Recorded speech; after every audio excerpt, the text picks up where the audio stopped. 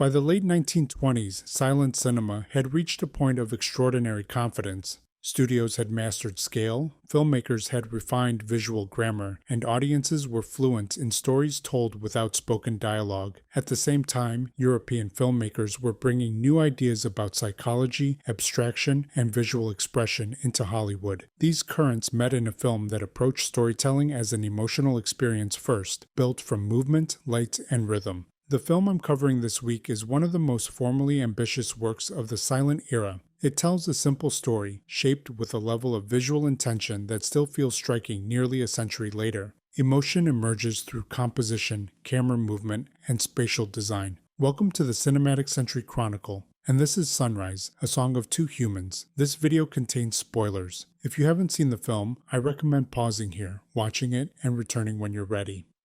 F.W. Murnau arrived in Hollywood with an unusual reputation. In Germany, he had become known for films like Nosferatu and The Last Laugh, where he pushed silent cinema toward a more fluid, visually expressive style. By the time Fox brought him to America, he already treated film as a language built from movement, light, and emotion. The first film he would direct for Fox was Sunrise, a song of two humans. It follows a married couple living in a rural village whose relationship has deteriorated under the strain of temptation and guilt. The story centers on the husband's affair with a woman from the city and the plan they devise to murder his wife. What follows is a journey through remorse, reconciliation, and emotional reckoning. One of the film's most distinctive choices appears immediately. The central characters are never given proper names. They are identified simply as the man, the wife, and the woman from the city. This abstraction gives the story a fable-like quality. The characters feel less like specific individuals and more like emotional roles, allowing the film to operate on a symbolic level without becoming distant. This approach was deliberate. Murnau was interested in stripping the story down to its emotional essentials, creating a narrative that could function across cultures and languages. By avoiding specificity in names and dialogue, the film leans into universality, trusting visual expression to carry meaning.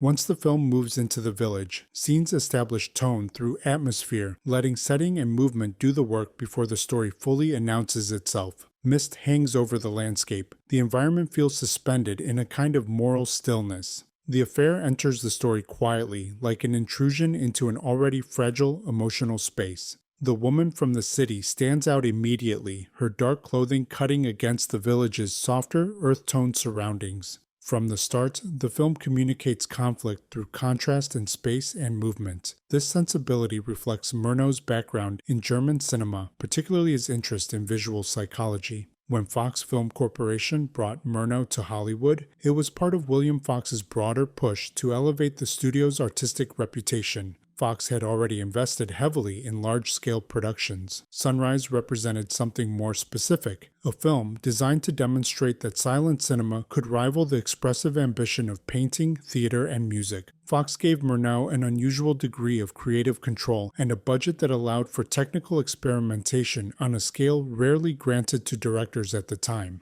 The stylized city street environments built for Sunrise reportedly cost over $200,000 to construct, an enormous sum for the period, and were extensive enough to be reused in later Fox productions. Much of the film's exterior work was supplemented by location shooting at Lake Arrowhead, California, blending constructed environments with natural landscapes. Taken together, the scale of these sets signaled Fox's intention to treat Sunrise as a prestige production meant to demonstrate what silent cinema could achieve at its most ambitious.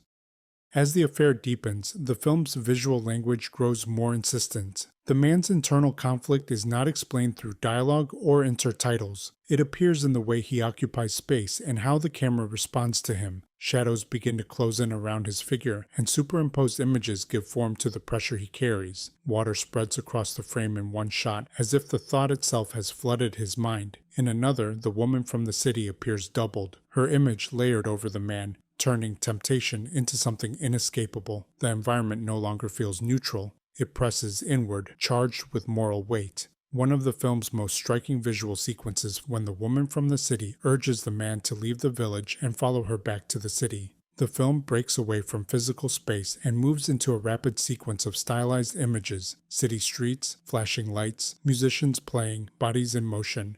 Superimposed shots layer musicians over dancers, creating a compressed vision of urban excess. The sequence doesn't represent a literal place so much as an idea of the city itself, restless, intoxicating, and overwhelming. In this moment, temptation takes visual form, pulling the man away from the stillness of the village and into a world defined by movement and noise. While similar techniques had appeared in European cinema earlier in the decade, Sunrise integrates them directly into its narrative rhythm, using them sparingly but decisively.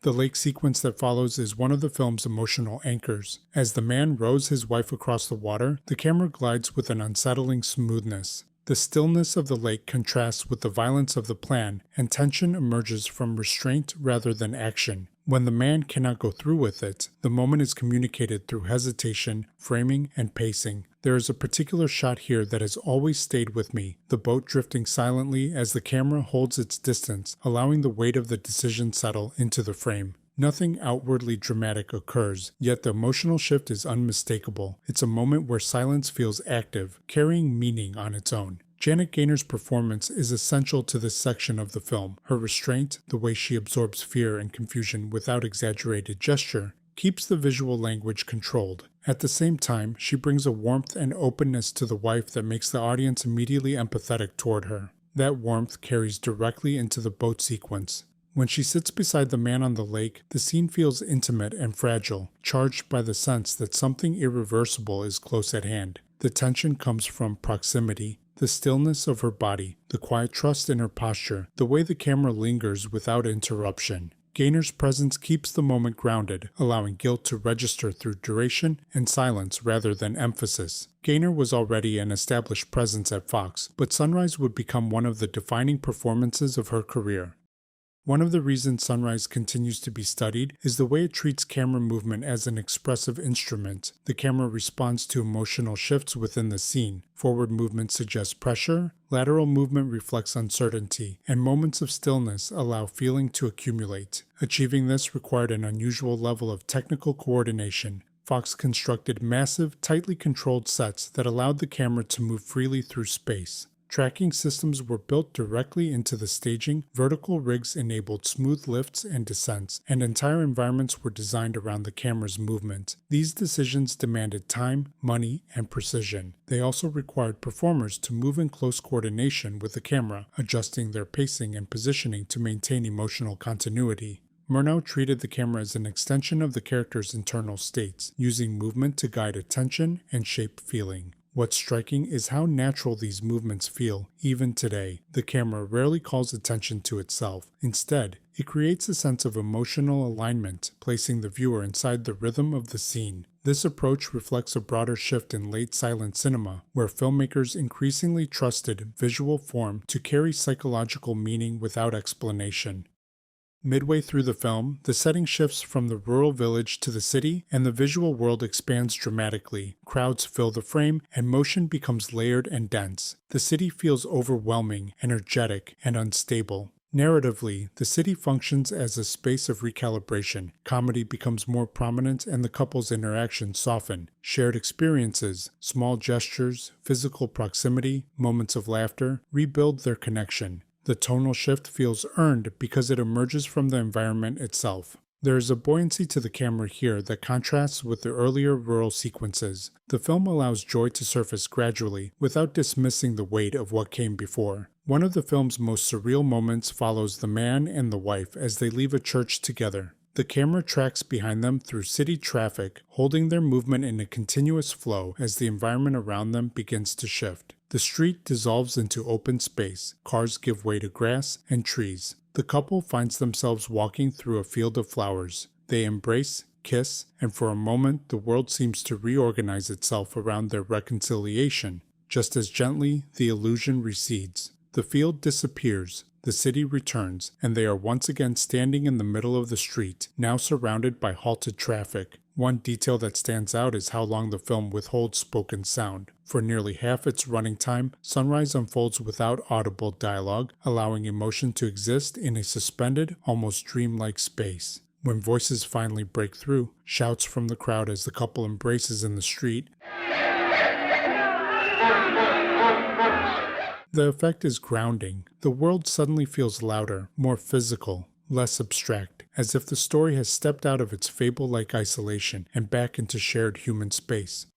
After the street reconciliation, the film expands outward into spectacle. A wide shot shows crowds entering a tunnel, and a dissolve carries the camera forward with them. On the other side, the space opens into a carnival filled with motion and layered activity. A roller coaster cuts through the background, crowds drift in overlapping paths, and the frame grows busy with rides, performers, and even an elephant passing through the scene. The environment feels suddenly expansive, far removed from the quiet restraint of the rural sequences. It's one of the film's most elaborate constructions, designed to overwhelm in the best sense, an immersion into shared pleasure after prolonged emotional tension. The dance hall sequence extends that feeling. Bodies move in coordinated rhythms, filling the frame with layered motion. The space feels elastic, stretching to accommodate movement and joy.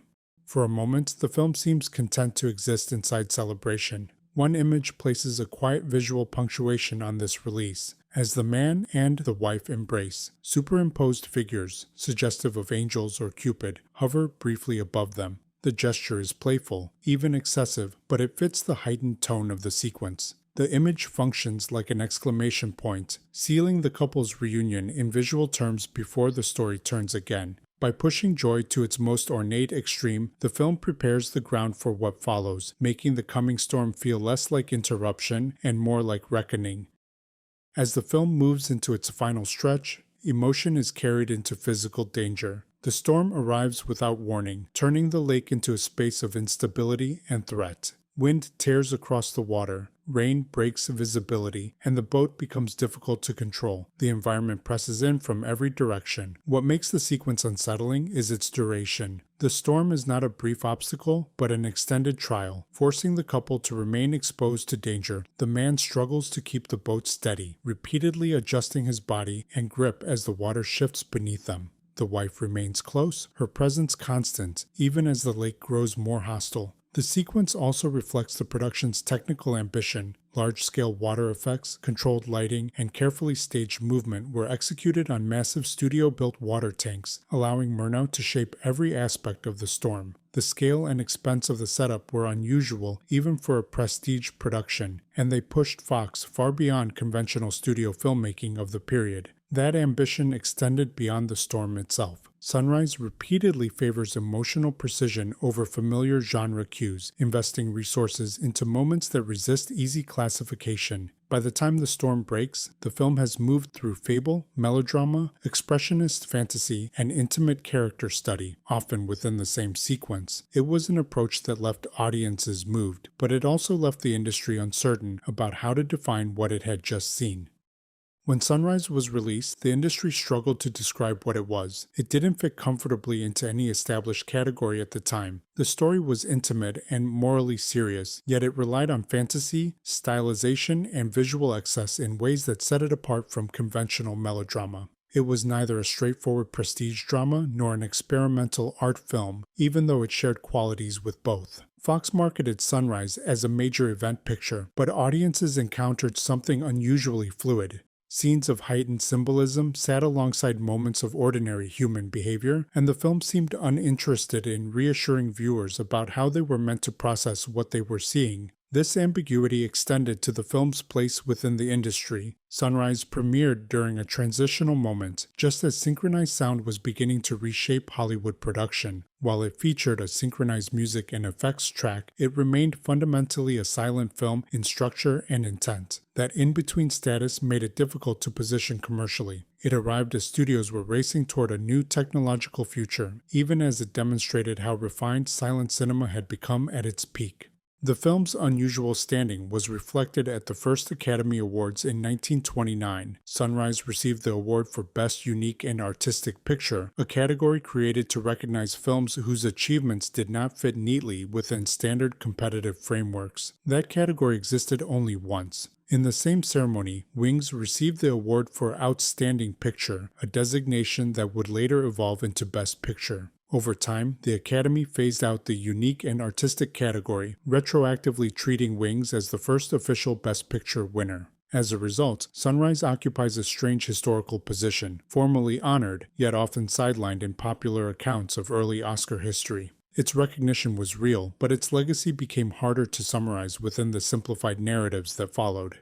In retrospect, the difficulty of classifying Sunrise has become part of its significance. The film sits at the intersection of multiple traditions, capturing a moment when silent cinema had reached extraordinary expressive confidence just as the industry was preparing to move on. By the end of Sunrise, emotion has been carried almost entirely by image and motion. Love, guilt, and forgiveness take shape through rhythm, light, and physical presence rather than explanation. Murnau's achievement lies in how fully he commits to cinema as its own language. Dialogue is withheld, names are abstracted, and realism gives way to emotional clarity on screen. The result is a film that feels both intimate and expansive, grounded in human experience while operating on a near mythic level. It's a reminder that silent cinema was not a primitive form waiting to be improved, but a mature, expressive medium capable of remarkable nuance. Sunrise arrived at a moment when that language was about to change. Sound would soon dominate production, reshaping how stories were told on screen. In that sense, the film stands as both a culmination and a farewell, a work that captures silent cinema at its most assured, just before the industry moved on. Next time on Cinematic Century Chronicle, we'll move into 1928 and examine The Passion of Joan of Arc, a film that stripped cinema down to faces, faith, and unbearable intensity. Subscribe and join me as we continue to chronicle 100 years of film, one story at a time. Until next time, have a great rest of your day.